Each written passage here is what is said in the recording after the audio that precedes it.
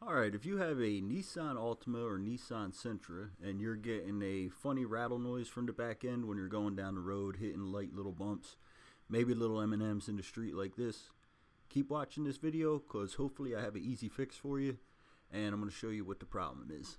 So the first place you want to look is pop your trunk and take a look at these two bars in your trunk area at the top. They're called the torsion bars for your trunk. They help keep your trunk up, help it close.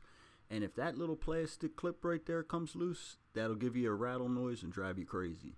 And all you're going to need to do is flip it around and clip it like that. Maybe wrap some tape around it so it don't come back off, and the noise will go away. And if this is the problem, the noise is going to sound something like this.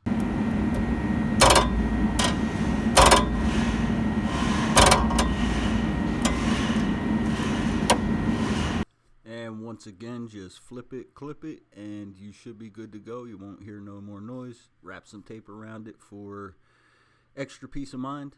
And it could also sound a little something like this in the center.